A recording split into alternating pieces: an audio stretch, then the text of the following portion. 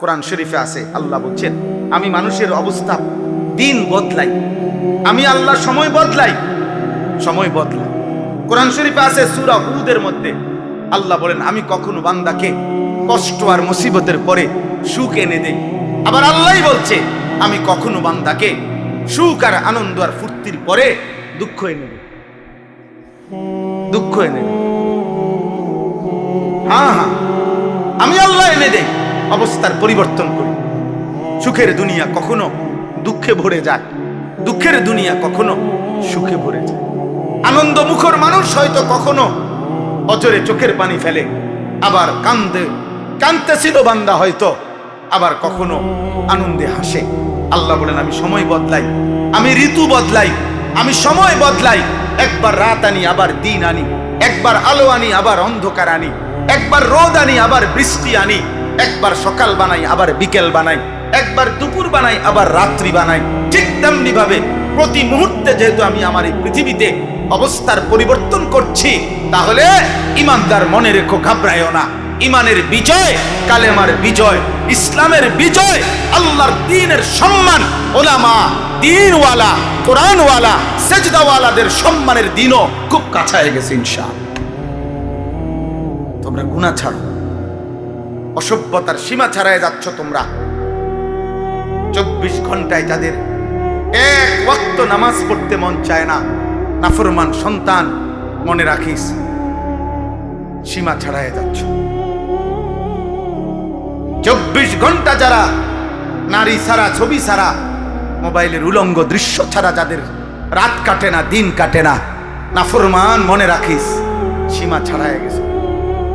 এটা বাড়াবাড়ি, বাড়াবাড়ি, এটা বাড়াবাড়ি। দিবানিশি যারা মদের আড্ডায়, নেশার আড্ডায়, মনে রাখিস নাফরমান, সীমা ছাড়াই গেছে। ঠিক হবে না এটা। যে মালিক রোদ আনে সে মালিক বৃষ্টিও আনে, যে মালিক হাসায় সে মালিক কাঁদায়, সুখ যে মালিক দেয় দুঃখ সেই মালিকে দেয়, জীবন যে মালিক দেয় মৃত্যু সেই মালিকে দেয়, সুস্থতা যিনি দেয় অসুস্থতা তিনিই দেয়, হায়াত যিনি দেয় মৌত তিনি। না ভিন্ন কেউ? কথা বলেন না, ভিন্ন কেউ না, একই আল্লাহ। আল্লাহ বলেন আল্লাহই হাসান, আল্লাহই কাঁদা। আদহাকা মানে আল্লাহ হাসান, আবকা মানে আল্লাহ কাঁদা। আল্লাহ বলেন আল্লাহই মৃত্যু দেন, আল্লাহই জীবন দেন, আল্লাহই জীবন দেন, আল্লাহই রাত আনেন, আল্লাহই দিন আনেন, আল্লাহই আনেন। প্রতি সেকেন্ড আল্লাহই বদলান, প্রতি মুহূর্ত সময়ের প্রত্যেকটা সেকেন্ড বদলায় কে? কথা বলেন না, কে বদলায়? রাত, এই যে এখন রাত, কে আনলেন? আগামীকালকের ভোর আনবে একমাত্র কে? তিনি যদি রাত ধরে রাখে কারো ক্ষমতা নাই, আলো আনবে। তিনি যদি আলো ধরে রাখে কারো ক্ষমতা নাই, অন্ধকার আনবে। বলো ভাই, আফসোসের বিষয়, আফসোসের বিষয়। আব্বা এশার নামাজের টাইম হইছে, এই সময়ও যে ছেলেগুলো এখানে দাঁড়াইয়া ছিলাম, এমন অসভ্য বেয়াদব কেমনে হইল আব্বা? মুসলমানের ঘরে এত বড় বেয়াদব সন্তান কেমনে হইল? বাবার অপমান, তুমি মায়ের অপমান। নামাজ চলতেছিল,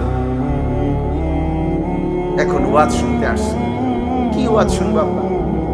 ওয়াজ মানে তো ফুটবল খেলা না, ওয়াজ মানে তো নাটক আর সিনেমা না, ওয়াজ মানে তো আখিরাতের কথা, ওয়াজ মানে তো নামাজের কথা, ওয়াজ মানে তো কবরের কথা, ওয়াজ মানে তো নসিহত, ওয়াজ মানে তো গুনাহ ছাড়ার কথা, ওয়াজ মানে তো তাকওয়ার কথা, আল্লাহকে ভয় করার কথা। আল্লাহ আমাদেরকে বুঝ দান করে, আল্লাহ আমাদেরকে ফিকির দান করে। তোমরা একটা একটা ছেলের কাছে আমানত, কেউ একজনই বুঝো, কিন্তু এটা মনে রেখো, গুনাহ ইজ্জত দেয় না। নারী, ছবি, মদ, জুয়া, জিনা, ব্যভিচার ঈমান থেকে বিচ্ছিন্ন করে দেয়। আমি হাদিস বলি, আল্লাহ নবী সাল্লাল্লাহু আলাইহি ওয়াসাল্লাম বলেন, যে ব্যক্তি জিনা করে, নারীর সাথে কোনো হারাম কাজ করে, খোদার কসম, এই এক পাপ। আর হলো অশারিবাল খামরা, যে নেশা করে, মদ খায়, গাঁজা খায়, বাবা খায়, ফুট্টা খায়, পেন্সিডিল খায়, ইয়াবা খায়, এমন নিকৃষ্ট নাফরমান, খোদার কসম আল্লাহর নবী বলছেন বেবিচারী আর নেশাখোর, এই দুই নাফরমানের কলজাত থেকে ওই পাপ অবস্থায় আল্লাহ তাআলা ঈমান খুলে রাখেন। এই কোরআন ধরে বল, কোরআন হাতে ধরে বল, আল্লাহ তার কলিজা হৃদয় থেকে ঈমান বের করে ফেলে। আল্লাহ বলে নেশাখোর ঈমানটা দিয়ে যা, যা আমার ঈমান আমি রেখে দিলাম, এবারে বেঈমান যা তুই যা। আল্লাহ বলে চরিত্রহীন লম্পট, নারীর সাথে গুনাহ করবি, ঠিক আছে যা, আমার ঈমান আমারে দিয়া যা, আমি ঈমান রেখে দিলাম, কালিমা রেখে দিলাম, এবার যা। কি সাংঘাতিক কথা! ঈমানবিহীন যদি মৃত্যু হয়, এই ঈমান যদি আর ফিরে না আসে, এই কালেমা যদি আর ফিরে না যায়, তো দুনিয়ার মানুষে না জানে আমরা মুসলমান, আমরা মানুষে না জানে, আইডি কার্ডে না, তো কবরে কি মানুষ আইডি কার্ড দেয়নি? ভোটার আইডি কার্ড কবরে দেয়নি কেউ। জন্ম নিবন্ধন সনদ দিয়ে কোনো কবরে দরকার আসেনি। আসল সত্য জানে কে? আসল হাকিকত জানে কে? আল্লাহ। এজন্য কোরআনুল কারীমে আল্লাহ বলছে, বান্দা কুরবানি তো করছো সবাই, কিন্তু আসমানে পৌঁছে কোনটা সেটা তো আমি আল্লাহ তাআলা বলে দিয়েছি। ওয়ালাকিন ইয়ানালুহুত তাকওয়া মিনকুম, তাকওয়া গুনাহমুক্ত জীবন। কুরবানির প্রত্যেকটা শুরু থেকে শেষ পর্যন্ত গুনাহমুক্ত জিন্দেগি যার, গুনাহমুক্ত তাকওয়া, আসমানে পৌঁছবে কেবল তা, বাকিগুলো জমিনের কুরবানি জমিনেই থাকে। কুরবানি তো করছিল হাবিলও, কুরবানি তো করছে কাবিলও। পৃথিবীর আশ্চর্য গুরুত্বপূর্ণ কথা হলো, সর্বপ্রথম এই পৃথিবীতে দুইটা কোরবানি হয়েছে মাত্র। প্রথম দিন হাবিল আর কাবিল, কোরবানি হয়েছে মাত্র দুইটা। প্রথম দিন, সর্বপ্রথম, সেই প্রথম দিনের দুইটা কোরবানির মধ্যেই আল্লাহ বলছে কোরআনে, ফাতুকুব্বিলা মিন আহাদিহিমা ওয়া লাম ইউতাকাব্বাল মিনাল আখার। একটা কোরবানি কবুল হলো, একটা কোরবানি কবুল হলো না। তাহলে মাত্র কোরবানি হয়েছে দুইটা, ওইখানেই আল্লাহ একটা বাদ করে দিছে। সেই প্রথম দিনে একটা ফেলে দিছে, আল্লাহ বলছে কবুল হয় নাই একটা। তো সেখানেই আল্লাহ বলে দিছে, ইন্নামা ইয়াতাকাব্বালুল্লাহু মিনাল মুত্তাকিন। শোনো বান্দা, কিয়ামত পর্যন্ত কেউর কোরবানি কবুল হবে তার তাকওয়া থাকবে। কোরবানি কবুল হবে কার বলেন? বলেন না সবাই, বলেন কার? তাকওয়া থাকবে। তাকওয়া মানে গুনাহমুক্ত জীবন। তাকওয়া মানে কি বলেন? গুনাহমুক্ত জীবন। গুনাহমুক্ত জীবন, গুনাহমুক্ত। কি কি গুনাহমুক্ত? এক নাম্বার সম্পদ গুনাহমুক্ত। এজন্য সুদখোরের টাকায় কোরবানি হয় না, ঘুষখোরের টাকায় কোরবানি হয় না, কিস্তিখোরের টাকায় কোরবানি হয় না, প্রতিদিন বাজারে ব্যবসা করে যে ওজনে কম দেয় এই হারামখোরের টাকায় কোরবানি হয় না, মানুষকে নিয়মিত যে ঠকায়, প্রতিনিয়ত প্রতারণা করে, অবৈধ উপার্জন করে, হারাম রোজগার করে, এই হারামখোরের এই টাকায় কোরবানি আদায় হয়। গোস্ত সিদ্ধ হয়, গোস্ত কি হয়? সিদ্ধ হয়। রুটি দিয়ে খাওয়ান যায়, এটার সমস্যা নাই। রুটি দিয়ে তো ঝোলও খাওয়া যায়, গরুর গোস্ত খাওয়া যায়, মুরগির গোস্ত খাওয়া যায়, রুটি দিয়ে খাইতে অসুবিধা নেই, এটার লেগে আটকাইতো না। চুলা যেটাই দেন, পাত্তর চুলা দিলেও সিদ্ধ হয়ে যাবে। বোঝেন না কথা? পাত্তর দিলেও এটা কি হয়ে যাবে? নরম হয়ে যাবে। পাত্তর নরম হয় না আগুনের মধ্যে? চুন বানায় কি দিয়া? পাত্তর দিয়ে তো বানায়।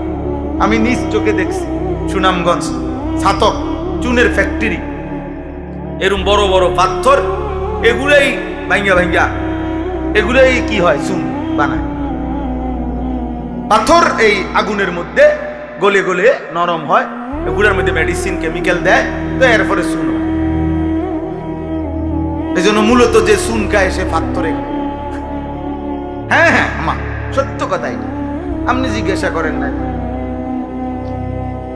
তাইলে সিদ্ধ হবে, রুটি দিয়া খাওয়া যাবে আব্বা, কিন্তু গুনাহমুক্ত না হলে আসমানে যাবে না।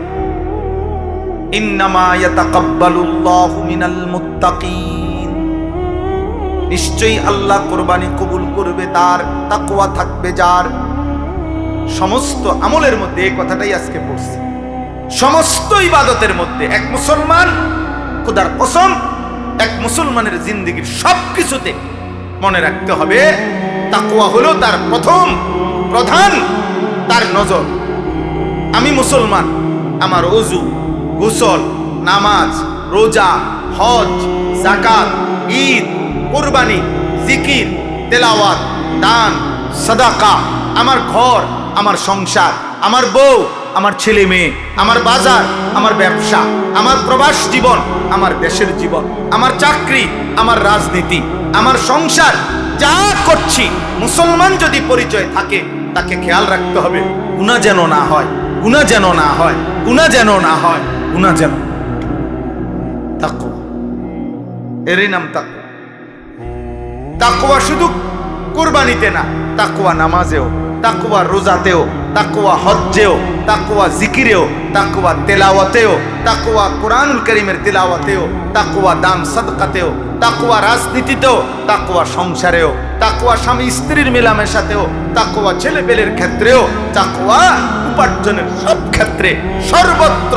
যুবক বলো, কিশোর বলো, নারী বলো, পুরুষ বলো, আমি হুজুর, আপনারা পাবলিক, পাবলিক বলেন আর হুজুর বলেন, ওলি বলেন আর মুরিদ বলেন, যাই বলেন, মুসলমান মাত্রই জরুরি তাকওয়া, তাকওয়া, তাকওয়া। গুনাহমুক্ত থাকা, আমিও আপনিও, আমিও কি হুজুরও পাবলিকও, বক্তাও শ্রোতাও, ছোট বড় সবাই গুনাহমুক্ত থাকা। প্রিয় ভাই আমার, মুসলমানের সন্তান, তোমাদেরকে অনুরোধ করছি, গুনায় ভরা এই জিন্দেগি কোনো জীবন না, এটা কোনো জীবন না রে আব্বা। নারী, ছবি, মদ, জুয়া, চুরি, ডাকাতি, জিনা, ব্যভিচার, গান, বাদ্য, অশ্লীলতা, সুদ, ঘুষ, কিস্তি, হারাম রোজগার, এটা কোনো মুসলমানের জীবন।